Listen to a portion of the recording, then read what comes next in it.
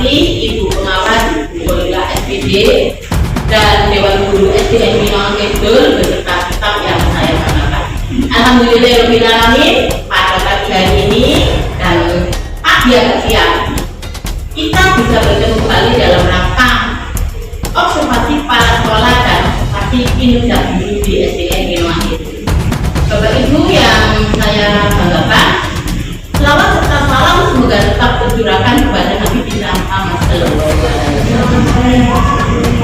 Bapak Ibu, pada kesempatan ini saya akan menyampaikan observasi kepala sekolah dan merefleksi kinerja Bapak Ibu guru dalam kegiatan observasi pembelajaran di SDN Binaan Kidul. Yang pertama, langsung saja untuk menghemat waktu dan tujuan kita. Yang pertama adalah observasi kepala sekolah, yaitu untuk memotivasi guru agar aktif terlibat dalam komunitas belajar dan untuk meningkatkan implementasi pembelajaran yang mendalam. Saya rasa untuk tahun ini kita sudah mengikuti kurikulum pembelajaran mendalam, sudah dilaksanakan oleh Bapak Ibu semua. Nah, kali ini kita juga ikuti juga di Kombel Belajar di SDN Binaan Kidul. Ini adalah materi yang bisa saya sampaikan. Apa sih sebetulnya komunitas belajar yang harus kita lakukan? Sebetulnya ini kita lakukan tiap bulan dan kita sudah mempunyai program dan nama juga komunitas atau Kombel Belajar di SDN Binaan Kidul, yaitu dengan nama Sri Kandi. Nah, komunitas belajar itu saya rasa Bapak Ibu juga sudah tahu apa tujuannya. Nah, itu lebih mengingatkan kembali tujuan komunitas belajar itu apa sih sebetulnya. Komunitas belajar adalah sekelompok pendidik dan tenaga kependidikan yang belajar bersama, berkolaborasi serta secara rutin dan berbagi praktik baik. Ya, dari hasil praktik baik Bapak Ibu kita bisa saling melengkapi, saling mendukung, saling merefleksi agar pembelajaran kita di SDN Binaan Kidul ini semakin baik dan meningkatkan mutu pendidikan di SDN Binaan Kidul. Yang kedua, tujuannya untuk meningkatkan kompetensi anggota Kombel serta kualitas pembelajaran dan hasil belajar murid menjadi lebih baik. Yang selanjutnya yaitu Kombel ini sering fokus pada implementasi kurikulum. Selanjutnya yaitu pembelajaran dalam komunitas, karena dalam komunitas pembelajaran ini kita lebih fokus pada pembelajaran dalam yang kita laksanakan di tahun ini. Yang pertama mungkin Bapak Ibu sudah hafal, sudah ingat dan sudah melaksanakan apa sih pembelajaran mendalam itu atau deep learning. Ada yang tahu Bu? Pembelajaran mendalam ini ada pendekatannya, yaitu pendekatan pedagogis yang dirancang untuk meningkatkan pemahaman siswa secara mendalam dan bermakna berfokus pada kualitas diri dari kualitas materi pembelajaran.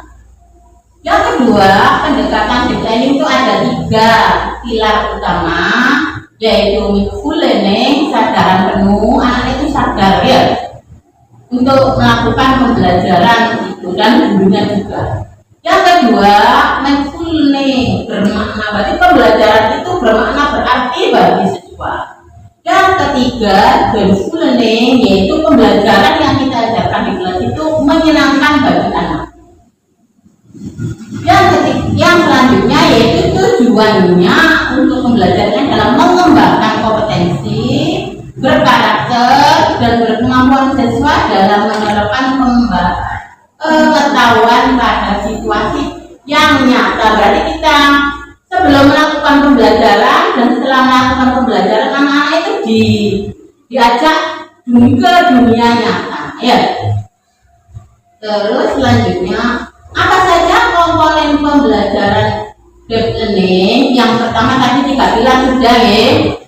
Selanjutnya yaitu pengalaman belajar meliputi memahami, instruksi pengetahuan, mengaplikasikan konteks nyata, merefleksi dan mengevaluasi diri. Sedangkan karakternya, pendekatan yang bisa dilakukan adalah dengan pikirkan, dengan olah hati, olah rasa, olahraga, serta berfokus pada pengembangan. Nah, selanjutnya tujuan dan fokusnya: 1. Transformasi peran guru bertindak sebagai fasilitator kolaborasi dan membangun budaya belajar. Terus yang kedua, relevansi, menyerahkan pengetahuan dalam kehidupan sehari-hari. Contohnya misalnya proyek atau studi kasus. Misalnya di lingkungan kita ada kasus apa, misalnya anak mau membuang sampah di tempatnya. Nah, dari situ kita buat pembelajaran dengan learning tadi. Bisa melalui bahasa Indonesia, bisa melalui matematika, bisa melalui PKM, bisa melalui IPA, bisa semuanya. Tergantung sesuai dengan materinya tadi. Yang ketiga, profil lulusan. Nah, bentuk siswa yang bernalar kritis, mandiri, kolaboratif, dan berkomunikasi dengan baik. Nah, ini yang selalu ada di rumus pembelajaran deep learning. Oke, ini ada rumusnya 8, 3, 3, 4. Saya rasa Bapak Ibu sudah paham ini. Saya cuma mengingatkan kembali. Yang pertama itu yang di dalam itu ya, pembelajaran deep learning itu memiliki 8 dimensi ya juga. Ada yang bisa menyebutkan Bapak Ibu? Ya, dimensi apa saja? Nah, yang di dalam itu yang 8 itu ya, ada komunikasi, ya, ada kemandirian, kreativitas, kewarganegaraan, terus bernalar kritis, kolaborasi. Yang tengah itu apa? Kesehatan, ya, dan keimanan dan ketakwaan kepada Tuhan Yang Maha Esa, itu 8. Terus yang tiganya yaitu bermakna, menggembirakan dan berkesadaran. Hari tadi saya ya, berarti berkesadaran, bermakna, dan menyenangkan atau menggembirakan. Selanjutnya 3 yang berikutnya yaitu memahami, mengaplikasikan, dan merefleksi. Ya. Selanjutnya yang keempat, yang empat itu ada yang juga dalam pembelajaran mendalam ini kita butuh lingkungan apa? Lingkungan pembelajaran, lingkungan memanfaatkan digital, dan kemitraan pembelajaran dan praktek pedagogi. Jadi di dalam pembelajaran mendalam ini mengikuti rumus 8, 3, 3, 4. Tadi mungkin saya tadi yang tak urutnya, tapi pada intinya saya rasa Bapak Ibu sudah lebih memahami karena sudah mengikuti kemarin PPG kemarin sudah materinya ini ya, kayaknya seperti ini. Nah, apa itu pembelajaran deep learning di SD pada jenjang sekolah dasar ini?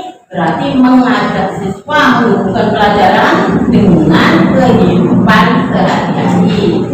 Ya, memahami mengapa sesuatu itu penting, dikritis secara selektif sejak dini. Nah, gurunya bagaimana? Gurunya berperan bukan hanya sebagai pengajar, tetapi sebagai fasilitator eksplorasi, refleksi. Nah, tujuannya apa? Anak mampu belajar secara bermakna, bukan sekedar menyelesaikan tugas. Misalnya kita lanjutkan yang di bawahnya.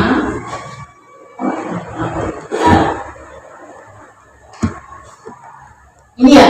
Nah, ketika kita melakukan pembelajaran, kita akan perlu membuat rencana pembelajaran, yaitu RPP. Nah, bagaimana ciri-ciri RPP atau rencana pembelajaran yang berbasis deep learning di sekolah dasar? Yang pertama, berpusat pada siswa. Jadi anak itu sebagai subjek, bukan sebagai objek. Jadi anak itu yang bergerak aktif, bukan gurunya yang aktif. Yang kedua, kontekstual atau autentik ya. Ini maksudnya apa? berkaitan dengan materi pengalaman hidup siswa. Contohnya anak menghitung luas halaman di halaman, atau anak belajar melakukan percakapan wawancara di kantin atau dengan bapak ibu gurunya. Anak mengukur luas sekolah atau mengukur barang benda yang ada di kelas, itu termasuk kontekstual, menggunakan alam sekitar siswa. Jadi tidak hanya di kelas, jangan tugas di kelas, bikin buku di kelas saja. Jadi anak diajak keluar, diajak berpraktek di luar atau lihat lingkungan sekitar. Yang ketiga, mengandung pertanyaan romantik. Guru menstimulasi rasa ingin tahu siswa dengan pertanyaan terbuka. Misalnya, ini ada contohnya, kenapa kok mengalami kecelakaan? Nah, kita bisa, saya kalau dari hasil refleksi kemarin guru sudah menyampaikan pertanyaan romantik dua-duanya sudah. Terus yang keempat ya, refleksi di akhir pembelajaran. Jadi Bapak Ibu guru sudah memberikan refleksi di akhir pembelajaran ketika Bapak Ibu sudah menerangkan materi, itu mengecek apakah siswa tadi sudah paham. Yang selanjutnya, penilaian berbasis proses. Evaluasi tidak hanya di akhir, tapi juga partisipasi dan ketika refleksi. Nah, itu kemarin sudah dilaksanakan walaupun masih ada yang kurang-kurang. Itu contoh ciri-ciri FPP yang berbasis listening. Saya rasa Bapak Ibu sudah paham. Nah, ini ada komponen FPP listening di SD. Komponen yang pertama itu identitas dan tujuan. Jadi sebelum melakukan pembelajaran kita membuat identitas, misalnya nama sekolah, mata pelajaran apa, tanggal berapa, ya jam berapa jamnya, jam berapa, gitu. Dengan menyebutkan identitas dan tujuan pembelajaran, juga ada tujuan pembelajaran di kegiatan pembelajaran. Dia tahu arah kita mau mengajarkan ini untuk apa. Misalnya anak-anak untuk agar anak-anak bisa menyebutkan tahun bangunan, atau anak-anak bisa menyebutkan nama-nama benda-benda yang berbentuk lingkaran atau apa. Itu bisa dilaksanakan di situ, tujuan pembelajarannya disebutkan. Nah, untuk tujuan pembelajaran ini usahakan mengandung yang bisa dinilai. Jangan jangan berpikiran atau kalimatnya atau kata-katanya kurang tepat. Jadi harus tepat. Misalnya anak mengetahui tidak bisa diukur itu, jadi harus anak menyebutkan misalnya 2 atau 3 benda yang berbentuk kubus, atau anak menyebutkan 2 benda yang berbentuk lingkaran atau berbentuk bulat atau apa. Jadi disebutkan bukan bukan kata yang ambigu, banyak arti. Nanti anak-anak Bapak Ibu kebingungan untuk menilai. Oke. Terus yang kegiatan pembelajaran saya rasa sudah ini aktif dan eksploratif, refleksif dan kolaboratif, sudah bekerja sama. Kemarin saya lihat itu sudah bekerja sama, diskusi kelompok juga. Terus untuk asesmen di dalam komponen pembelajaran learning itu harus ada asesmen, yaitu penilaian otentik, proyek, jurnal atau portfolio. Sudah dilakukan oleh Bapak Ibu. Terus refleksi untuk guru, nah evaluasi kinerja Bapak Ibu. Saya rasa sudah sampai itu agar anak nanti bisa lebih lengkap. Itu saja yang bisa saya sampaikan untuk pembelajaran learning. Nah, untuk kegiatan refleksi kemarin untuk observasi, mohon maaf sebetulnya saya sangat berterima kasih kepada ibu-ibu semua yang sudah melaksanakan kegiatan pembelajaran learning dengan bagus dan bersemangat. Tepuk tangan untuk kita semua. Semoga pembelajaran kita selanjutnya lebih meningkat untuk meningkatkan kualitas pembelajaran di SDN Lingkungan Hidup. Saya hanya menyampaikan sedikit saja refleksi pembelajaran untuk kegiatan yang kemarin. Observasi kelas G. Yang pertama, pada umumnya semuanya sudah bagus, ya, sudah melaksanakan tugasnya dengan bagus, cuma mohon ditingkatkan aja. Yang EPP-nya juga sudah saya lihat. Sebetulnya yang kita butuhkan itu cuma Yang pertama itu identitas, tujuan pembelajaran, terus langkah-langkah pembelajaran dan asesmen. Ya, dari setiap hari Bapak Ibu bisa membuat itu untuk saya tanda tangani, ya, untuk kebutuhan kita untuk kegiatan pembelajaran selanjutnya agar tujuan pembelajaran kita terarah, nggak kemana-mana dan belerang kemana-mana. Ya, jadi kita yang pertama aja, mundur, mohon maaf ya nanti apabila saya menyampaikan kurang berkenan, tapi saya ini tujuannya baik untuk kebaikan kita bersama. Saya hanya menambah, mungkin bisa nanti kalau saya bermaksud seperti ini ya apa-apa. Mungkin saya hanya menyampaikan yang saya lihat di video karena saya tidak bisa, mohon maaf, tidak bisa menulis sepenuhnya karena harus kirim juga. Tapi ini yang pertama untuk Bunur. Saya sampaikan Bunur itu sudah bagus, sudah berusaha dengan sebaik-baiknya. Saya rasa sudah bagus. Ya, sudah bersemangat anak-anak, bahkan berkali-kali itu diajak breaking, ya. Ya.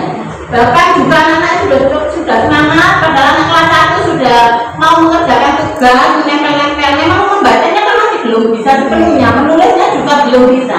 Jadi Bunur harus banyak beraktivitas anak-anak sudah. Ya. Ini saya juga menyampaikan, Bunur sudah waktu belajar kemarin sudah menyampaikan tujuan pembelajaran, sudah melakukan sesuai dengan RPP-nya atau yang dipersiapkan Bunur mulai dari awal sampai akhir sudah saya lihat, saya cek. Juga mungkin ada beberapa yang mungkin perlu ditambah yang untuk meningkatkan belajarannya. Mungkin dari ide saya atau dari yang saya lihat mungkin bisa diterapkan atau dilanjutkan untuk tahun depan. Ya, yang pertama sudah tadi, terus sudah diselingi dengan breaking dan anak-anak semakin meningkat. Jadi apa ya? Anak-anak itu mau berkonsentrasi ke lain nggak bisa, akhirnya fokus lagi gitu. Itu tujuan breaking untuk kita. Jadi anak-anak yang agak ngantuk bersemangat lagi, ya. Tapi ya nggak harus terlalu sering, gitu. Terus ini mungkin saya menyampaikan Bunur kemarin itu kan menerapkan rumah, bagian-bagian rumah. Alangkah ini ya saran untuk saya, alangkah baiknya dibuatkan gambar rumah, tempel di depan, ya. Terus ada zona rumah-rumah ini, teras, ini kamar mandi, ini ruang tamu, ini ruang tengah. Jadi anak-anak atau mungkin nanti dilombakan buat ya, buat rumah di situ dipotong-potong, anak-anak suruh nempelkan, ayo bahasa apa saya sebutkan baik tambah rame. Kan anak kelas sudah bisa nulis, bagus lama kan nulisnya masih belum bisa.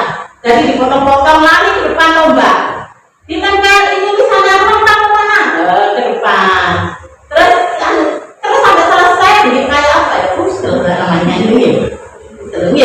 Saat itu bisa seperti itu juga. Bagian-bagian rumah, terus anak-anak Bunur tadi sudah menasihati anak-anak yang kurang fokus. Sudah diberitahu anak-anak ini belum fokus, coba fokus lagi, sudah bagus. Terus sudah bimbingan ke anak-anak, tapi mungkin kurang ke waktu kepotong, ya gitu. Terus untuk pemberian kalau tidak lanjut kemarin sudah, ya. Nanti anak-anak di rumah anak gitu ya sudah diberi pemberian tidak lanjut. Terus untuk ini presentasi anak-anak tidak diberi tepuk tangan, ya. Anak-anak coba beri tepuk tangan, ya. Ada itu yang kamu keren. Oh ya, itu sudah termasuk, sudah termasuk itu. Jadi ketika anak-anak ke depan, anak-anak diberi jempol, ya tidak harus tepuk tangan, bagus sekali. Loh, itu anak-anak itu kalau ya semangat. Jadi anak-anak itu masih supaya dirasain. Sudah keren ya. Iya, sudah itu. Terus ini mungkin ketika atlet tidak lanjut dulu, mungkin anak-anak bisa main, biar semakin menyenangkan. Selain kuis tadi anak-anak bisa main apa ya, rumah-rumahan. Misalnya ada tamu, belajar, ada tamu, dimasukkan ke ruang tamu. Misalnya tamunya, mau ke belakang, mau ke belakang. Sebentar itu sudah masak loh, kayak drama, seneng paling anak-anak diajak main. Di kelas, ini ruang tamu, ini ruang, semakin menyenangkan. Ya, itu yang bisa saya sarankan untuk tahun depan mungkin yang selanjutnya. dulu sudah sangat bagus, tepuk tangan untuk dulu. Iya, sudah bagus, sudah bersemangat. Terus dulu sudah berasa. Iya, terus untuk dulu ya untuk di kelas 5. Maaf sebetulnya ya, saya belum bisa yang pagi ya. Nah, tapi saya sudah melihat dari video-video yang ditampilkan itu sudah bagus juga. Tepuk tangan juga.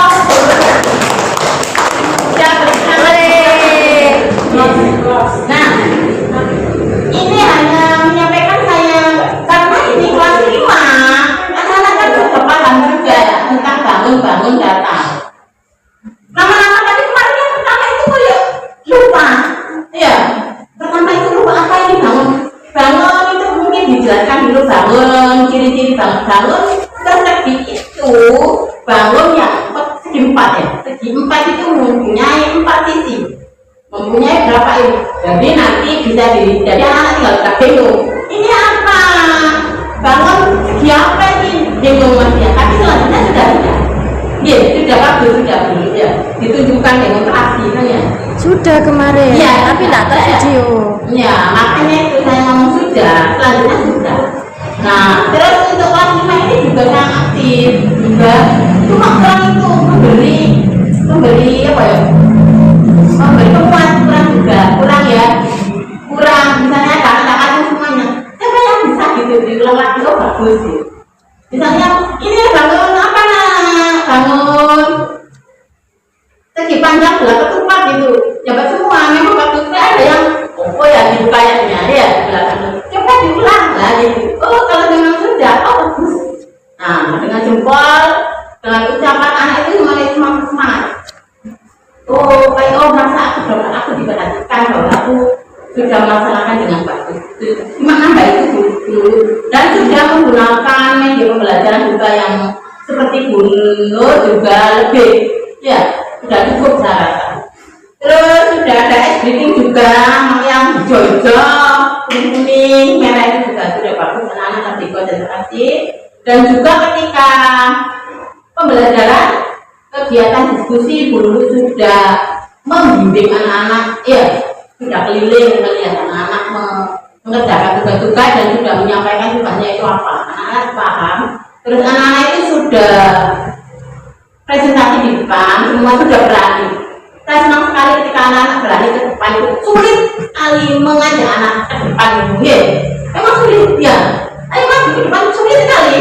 Tapi kemarin itu sama dulu itu bagus semua. Semangat untuk kita semua. Sudah juga memberi tes, sudah juga memberi tes akhir. Cuma saya tanya apakah ada pemberian tindak lanjut kemarin dulu, misalnya anak disuruh apa? Ada. Oh ya. Makanya saya juga di selama ya mungkin pemberian tindak lanjut. Nah untuk mungkin hanya menambah saja dulu, mungkin untuk tahun depan.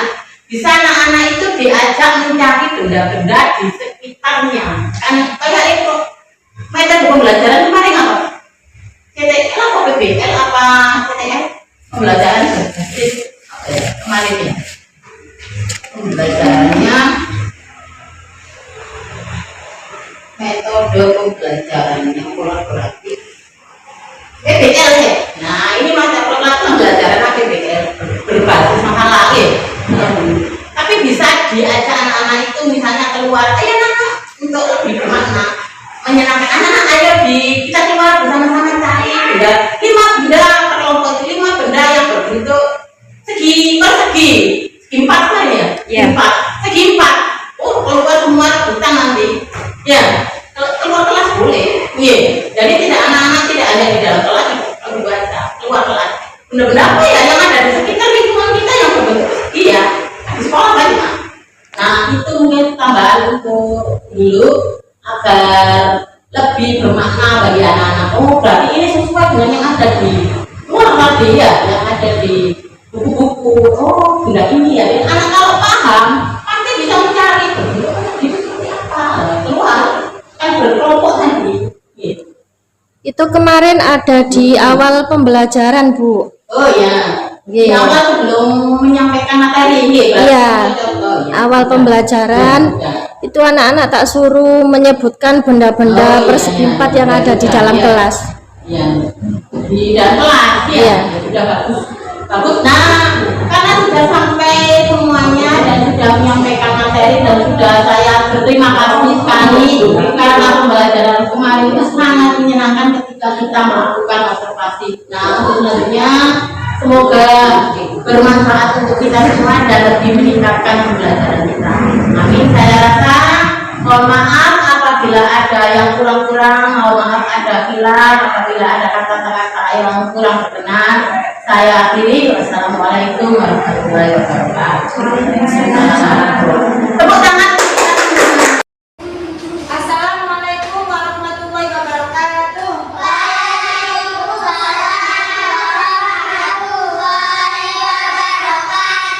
Baik, berdoa dulu. Kak Karina, silakan.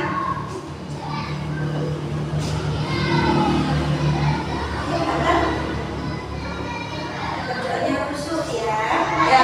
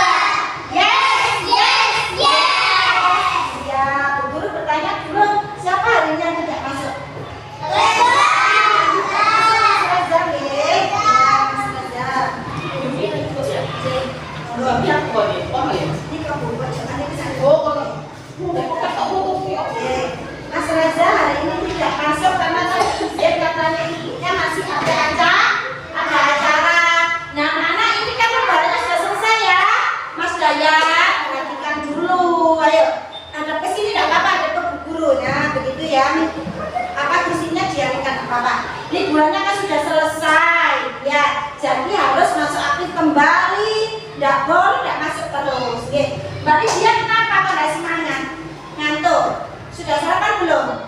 Sudah, nggih? Sudah. Kalau sudah waktunya sekolah kita harus semangat. Mana tepuk semangatnya? Tepuk semangat.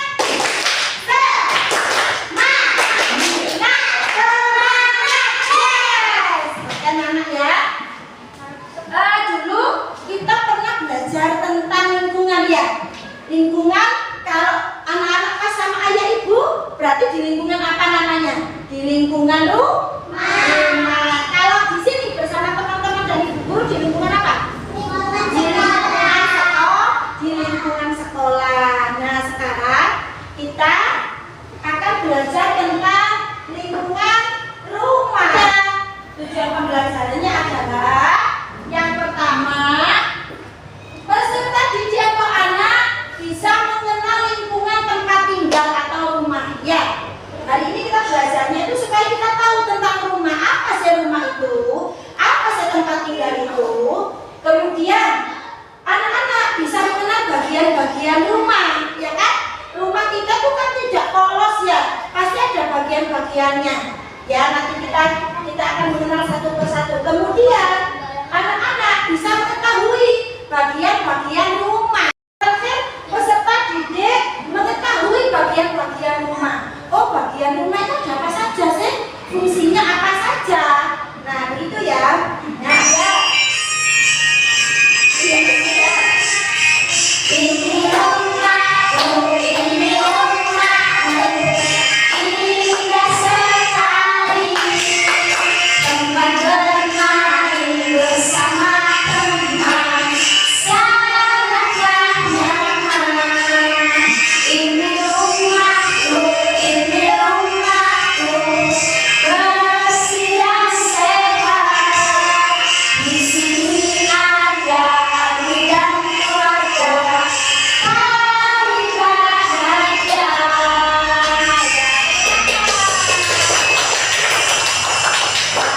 Silakan kembali. Nah, ini tadi video pertama kita tentang lagu apa? Apa judulnya lagunya? Tentang apa ya? Siapa boleh menjawab? Tentang rumahku, katanya Mas Roziayu. Yang lain nggak apa-apa menjawab. Ya, nggak usah takut. Ini tentang rumahku. Tadi rumahnya bagaimana anak-anak? Apa tadi? Ini rumahku bersih dan sehat. Ya, rumah itu harus bersih. Harus bersih. Supaya bersih bagaimana? Siapa yang membersihkan? Ibu. Masuk ibu itu. Ya, bersama-sama bergotong royong. Tidak boleh membebankan ibunya saja. Kasihan. Anak-anak juga harus membantu. Siapa yang di rumahnya membantu orang tuanya bersih-bersih rumah? Pintar, ayo. Ya, tidak boleh ibunya saja. Kasihan, capek. Masa ya bu, ngepel, cuci piring semua ibunya. Anak-anak juga harus membantu. Ya, namanya rumahnya bersama. Nah, Assalamualaikum teman-teman yang terkasih. Apa kabar? Semoga semuanya selalu sehat. Belajar lagi dengan Miss Anisti. Teman-teman, hari ini kita belajar tema 6, lingkungan bersih, sehat, dan asri. Subtema 1, lingkungan rumahku. Sebelumnya kita membaca basmalah yuk. Bismillahirrahmanirrahim. Rumah merupakan tempat tinggal keluarga. Di rumah, anggota keluarga beristirahat dan berkumpul. Rumah tempat berlindung dari panas dan hujan. Di dalam rumah ada ruangan-ruangan. Di antaranya ada ruang tamu. Ruangan ini digunakan untuk menerima tamu. Kemudian ada kamar tidur. Ruangan ini untuk beristirahat dan belajar. Lalu ada ruang makan. Ruangan ini untuk makan bersama keluarga. Selanjutnya ada dapur. Ruangan ini untuk memasak makanan. Ada juga gudang. Ruangan ini gunanya untuk menyimpan benda yang tidak terpakai. Lalu ada kamar mandi. Ruangan ini ini untuk membersihkan tubuh. Teman-teman, selanjutnya kita amati gambar berikut dan bandingkan. Pada gambar A, rumah tersebut terlihat kotor dan berantakan. Pada gambar B, terlihat rumah bersih dan rapi. Tentang rumah. Rumah itu ada apanya? Ada bagian-bagian apa saja? Ayo, sebutkan satu persatu. Mas Ozi. Dapur. Dapur. Dapur. Ya, kamar mandi. Kamar tidur. Apa lagi? Ruang tamu. Apa lagi? Ya. Ruang makan. Ya. Kalau yang di luar ditambahkan apa biasanya? Di depan rumah kita ada halaman. Ya, halaman. Coba kita sebutkan. Nah, tadi kan sudah ketemu. Ada dapur, ada kamar mandi, ada kamar tidur, ada ruang tamu. Duduknya mesti ya. Ada ruang tamu. Ada apa lagi? Ada halaman. Nah, sekarang kita sebutkan fungsinya satu-satu ya. Fungsinya satu-satu. Apa fungsi itu, guru? Fungsi itu kegunaannya ya. Kita cari dulu apa sih tempat tinggal atau rumah itu? Tempat tinggal atau rumah adalah tanah dan bangunan yang menjadi tempat berlindung sehari-hari. Apa rumah itu? Duduknya yang baik dulu. Ayo Mas Ozi, apa tadi rumah itu? Tanah. Mbak Lydia kenapa tidak semangat? Mbak Lydia sudah Mas. Ayo, sini semangat. Apa rumah itu? Tanah dan bangunan untuk tempat berlindung. Ruang bagian rumah. Apa tadi? Ruang tamu untuk apa, anak-anak? Untuk menerima tamu. Ruang tamu itu untuk menerima tamu, ada meja dan kursi. Kemudian ruang keluarga, tempat berkumpul dan santai bersama keluarga. Kalau anak-anak itu kalau tidak tahu ruang keluarga, ruang tengah ya. Biasanya kalau buat nonton TV itu namanya ruang keluarga. Tapi itu biasanya ada di depannya, Bu. Ya, nggak apa-apa.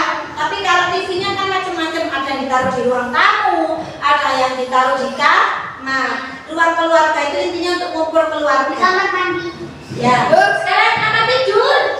Kamar tidur untuk tempat beristirahat dan tidur.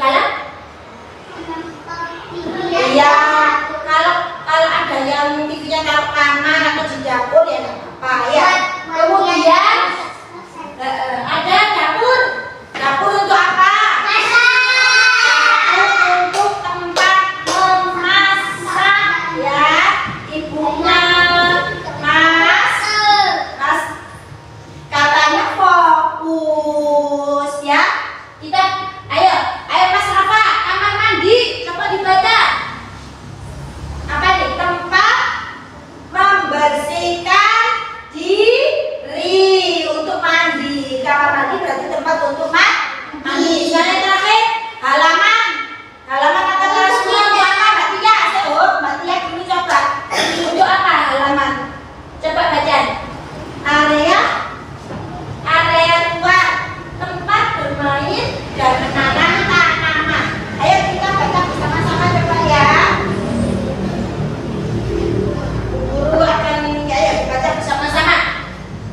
Lingkungan tempat tinggal rumah adalah tanah dan bangunan yang menjadi tempat berlindung dan beraktivitas sehari-hari. Ya, sekarang anak-anak, Bu Guru punya sesuatu untuk dikerjakan bareng-bareng ya. Nanti tugasnya tuh ada dua anak-anak ya. Tugas kelompok yang bareng-bareng sama tugas mandiri. Ya.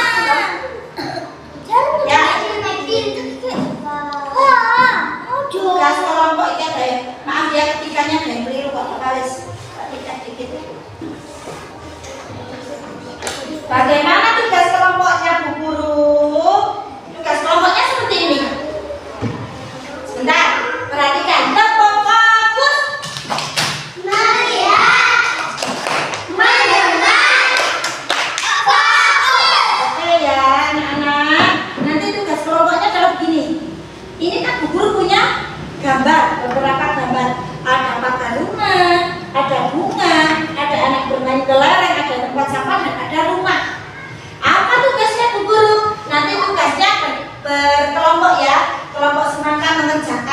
ya, bareng-bareng. Kelompok anggur juga bareng-bareng. Kelompok itu juga bareng-bareng semuanya bersama-sama. Tugasnya adalah nanti perhatikan. Setiap kelompok tugasnya adalah menggunting gambar yang ada di sini. Ya, menggunting gambar yang ada di kertas ini. Kemudian di sini ada lembar kosong. Tugas kelompok, nama kelompok. Nanti kelompoknya ditulis misalnya semangka. Nanti dia yang senang-senang. Kemudian namanya siapa saja ya Mas Dayat ya. Namanya siapa saja ya. Boleh dan hias. Tidak usah dia sudah. Nanti gini, caranya begini. Halo. Caranya begini. Setelah ini gambarnya ini digunting, dipotong-potong kan digunting ya. Anak-anak menempel di sini. Bagaimana bagusnya? Ya, bagaimana posisi rumahnya di mana, pagarnya di mana, bunganya di mana supaya membentuk bagian rumah yang indah. Ya, supaya membentuk bagian rumah yang indah. Mengerti ya? Terserah. Boleh berdiri begini, boleh begini natanya. Ya, nanti sama Bu Guru akan disediakan lem dan gunting. Ingat, kalau menggunakan gunting berhati-hati dan jangan guyonan. Takut nanti kena ya. Ya, Bu Guru bagi dulu. Ditulis dulu nama kelompoknya. Yang ini aja yang ditulis. Di sini. Nama kelompok, terus anggotanya siapa, nama-nama yang ketiga ya. saya. Mbak Lydia pindah ke sini nggak apa-apa biar dekat ya kursinya. Misalnya ini nama kelompoknya apa? Namanya siapa saja? Nah ini nanti ya. Kemudian ini.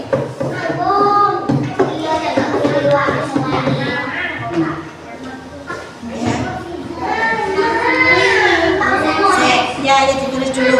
Jadi ambilkan gunting ya.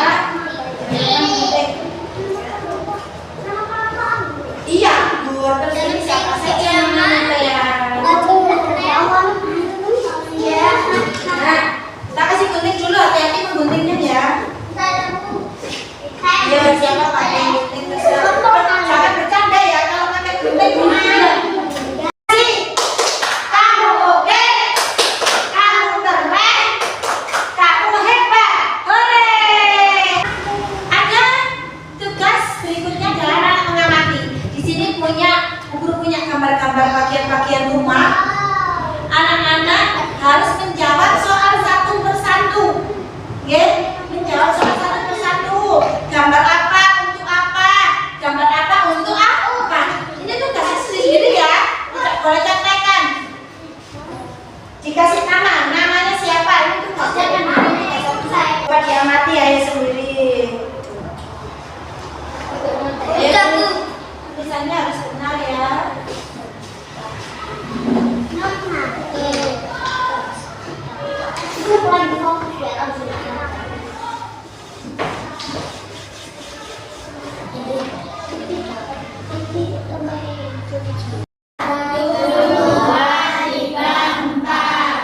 Terus mempunyai berapa titik sudut? 1,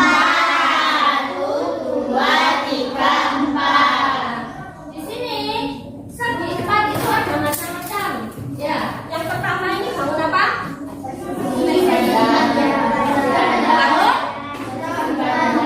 Bangun? Persegi? Terus yang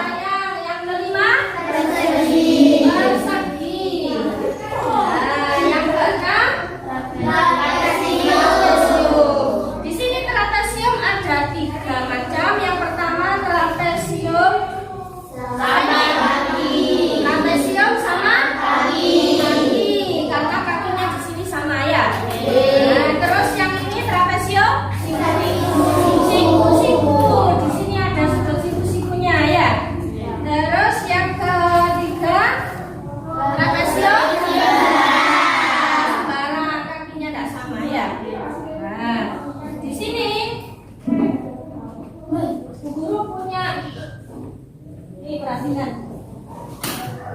membagi bangun datar menjadi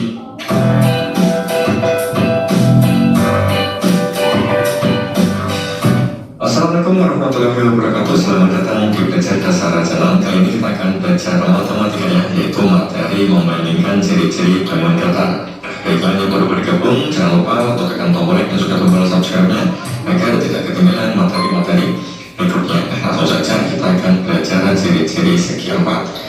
Yang pertama adalah persegi ya, seperti ini bangun persegi. Misalkan ini persegi A, B, C, D ya.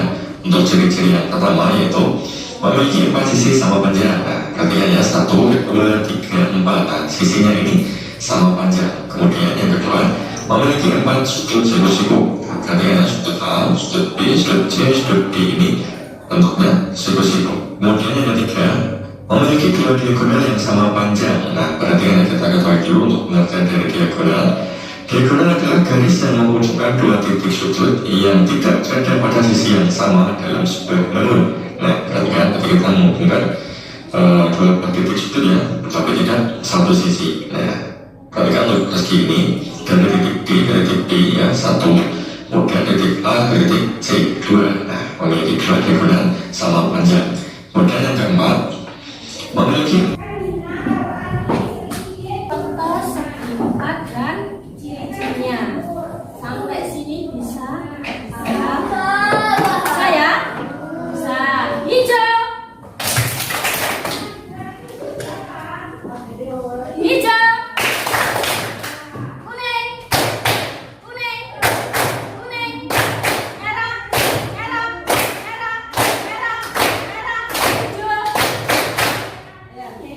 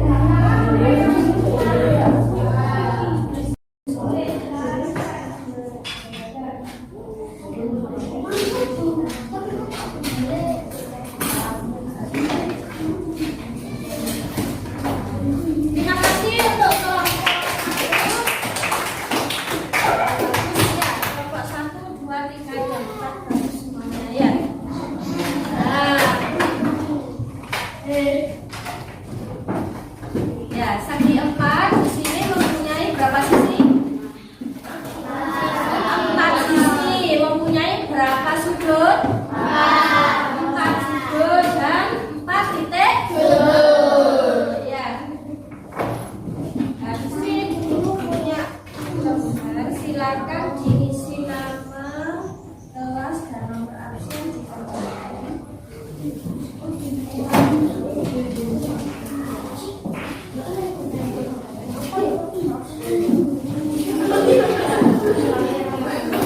Itu nanti hasilnya ditempel di sana ya.